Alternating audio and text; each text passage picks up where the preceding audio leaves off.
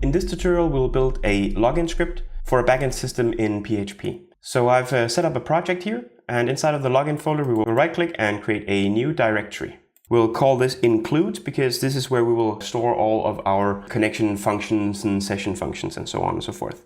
So inside of the include folder here, I'll right-click, I'll say new, and I'll choose a PHP file. The first one here, I'll just call it constants. So inside of this, I want to define a few constants. So we'll use the built-in function define. And what we will define is, first of all, the DB server in all caps, comma, and then of course the server of our database. So in this case, I'll just go for localhost. So now I need to define the user, the password, and of course also the database name.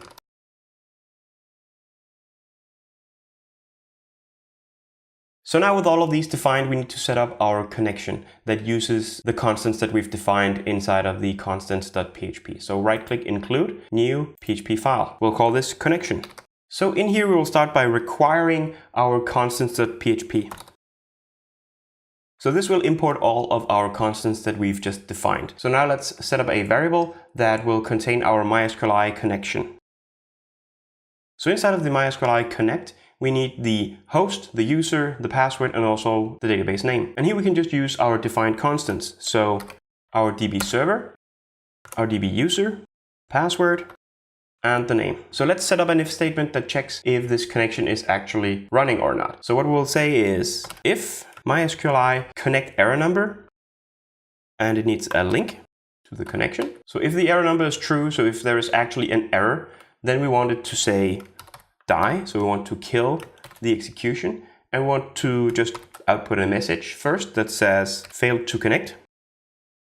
And we want to concatenate this with the actual MySQLi error. So MySQLi connect error, semicolon at the end, and this is our connection. So next up, we want to set up a function file. For now, we only have one function that we want to implement, which is a redirection function. But this file will be useful for later purposes where you need multiple different other functions in your application. So let's right-click include, choose new PHP file again, and we'll just call it functions. So in here, let's set up a function. So function, and we will call it redirect. Let's call it redirect2. We'll give it a parameter. This parameter will be the location.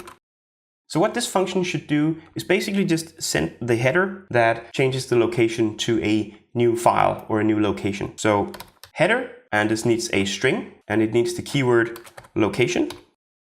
And then to make sure that it actually gets the correct location, which can be a complete URL, we will give it the curly brackets to make sure that it won't break the function. And in here, we will of course implement our location. And because we don't need any return values, we'll just add an exit statement. We need one more file in our include folder here. So we'll right-click it, we'll choose new PHP file, and here we will handle our session. So we will call this file session. In this file, what we will start out doing is we will say session start.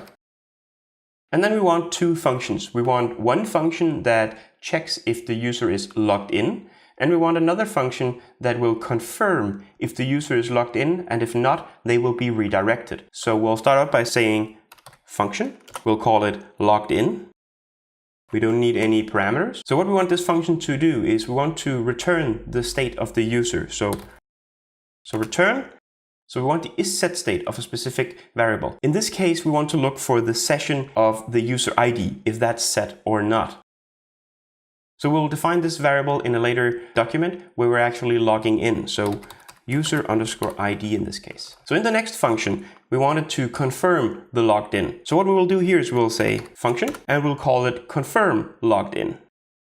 Again, we don't need any parameters for this. And in here, we want an if statement. So if the first function gives us a false, then we want to load our redirect function. So redirect2, the one we just created in the functions.php, and we wanted to redirect to a other file that we call login.php. So this gives us the entire base for our login system. Next up, we'll build the front page, the login page, a logout page, and of course also a new user creation page.